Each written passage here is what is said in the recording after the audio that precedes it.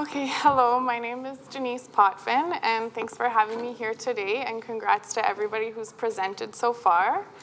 I did my practicum at the Edmonton Mennonite Center for Newcomers, or EMCN, which is an organization that provides services and programs to newcomers or immigrants in the city. Their goal is to bridge the transition for newcomers into the community, and to achieve this, they serve as a key catalyst and leading collaborator in positively shaping the attitudes, behaviors, and practices of organizations and individuals to value the diversity that newcomers bring to the community. Within EMCN, I spent a lot of time with a seniors English class that was part of the Pan-Edmonton group addressing social isolation of seniors, or Pegasus, which was a collaboration between different organizations, EMCN being one of them. The seniors community English gatherings that they offered were on a twice-weekly drop-in basis, with rides included, and were meant to provide opportunities to senior newcomers to learn English in a social setting. There were community connectors who helped with recruitment and translation during class, and there are 5 locations across the city. I spent most of my time with the South Side location. So my goal for my practicum was to focus on health literacy with a newcomer population. The Public Health Agency of Canada defines health literacy as the ability to access, comprehend, evaluate, and communicate information as a way to promote, maintain, and improve health in a variety of settings across the life course. It could also be defined as the tools necessary to be empowered over one's health, which, as we know from the determinants of health, can be very broad. So why is this important? For starters, the Public Health Agency of Canada estimates that up to 88% of seniors are not health literate, and they also have higher rates of medication use and chronic disease, highlighting the importance of having adequate health literacy skills. Newcomers have the additional challenge of linguistic and cultural barriers. It should also be noted that newcomers represent a significant portion of the Canadian population at about 20%. So to address health literacy with the senior newcomer population, I set out to do a scoping literature review that looked at the research question of what are the key interventions needed in health literacy programs for senior newcomers in Canada, all in the goal of creating a health literacy resource tool for the Pegasus Seniors English classes. My inclusion and exclusion criteria were created to ensure applicability and reliability of interventions within a Canadian senior newcomer population. I wanted articles to be centered on a Canadian context, centered on adults or seniors, and focused around health promotion or health literacy interventions. This is because adults and seniors have different learning needs and approaches than youth, and I also wanted the literature to reflect practical interventions rather than just focusing on barriers or challenges to health literacy. Through the UVic online database, my initial searches resulted in 527 articles. Through review of the titles and abstracts, I was able to narrow the results further to 72 articles. And among these, 20 articles were directly related to my inclusion and exclusion criteria. One challenge with this scoping review was that a lot of the articles focused either on seniors or on newcomers, but not necessarily the two populations combined. And another challenge was that a lot of the literature focused a lot on barriers to health literacy rather than solutions. And due to the practical approach of my project, I wanted to include only articles that focused on actual interventions. So from the 20 articles that fit my criteria, I derived 4 themes related to my research question of what are the key interventions needed in health literacy programs for senior newcomers in Canada. The 4 themes for the key interventions were presentation style, participatory approaches, cultural competency, and using a combination of approaches.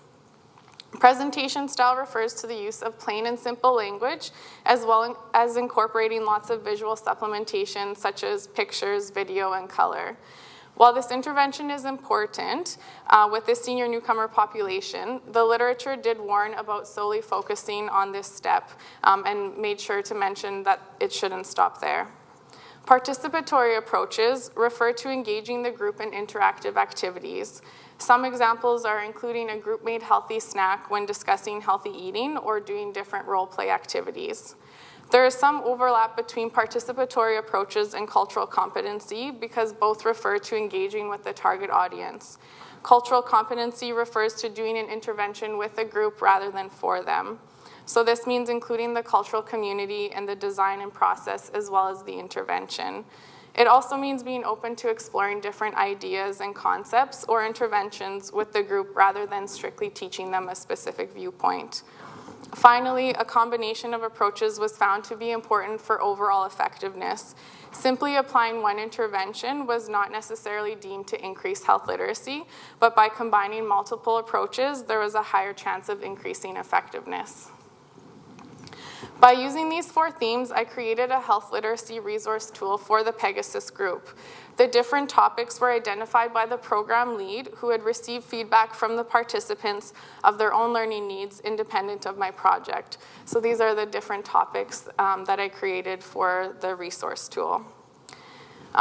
So within these 7 different lesson plans, I incorporated simple and plain language with lots of pictures, as well as I incorporated different interactive activities into each module. I also made sure to have a variety of approaches in each lesson plan, ensuring that a combination of approaches was being used. So that's just kind of what was included in my lesson plan, so mostly PowerPoints and then just ideas for different interactive activities.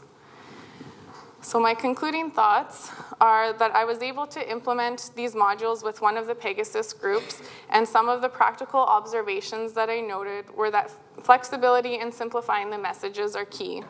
While it was nice to have a community connector who could translate in the class, I quickly realized that if most of my presentations relied on the translation, then this slowed down the presentation and also made it very boring for everybody listening. I found that my presentations were much better received when the language was simple enough to understand without translation, usually meaning that it was 1 or a few words per slide with a clear picture. I also found that it was important to be flexible in the sense that participants could actively participate and direct the flow of the presentation by allowing them to interject with their own insights, as well as always including an interactive activity to make it more fun. I also noted that empowerment is more than just a presentation, it's a process. And it was really nice to see over the 7 months that I spent with them, to see their confidence build and also to see different cultures start to engage with each other despite their language barriers. And finally, based on my scoping literature review and my culminating project, by incorporating participatory approaches and cultural competency, this helps ensure better applicability of health literacy interventions to the senior newcomer population. And an important next step would be to further evaluate the effectiveness of these interventions with the senior newcomer population combined. And so finally, I just want to make a couple acknowledgements. So thank you to my partner who's here with me and my parents who are watching, to my practicum supervisor, Rispa Tremblay, Renuka Jantz, who was the instructor for the Pegasus group I was with, and she provided a lot of guidance for me, Salima, who was the community connector, Linda Gunther, who was the project lead for the Pegasus group, Nigel, my professor during this time, and all the faculty and staff here who've helped us all get to this point. So thank you.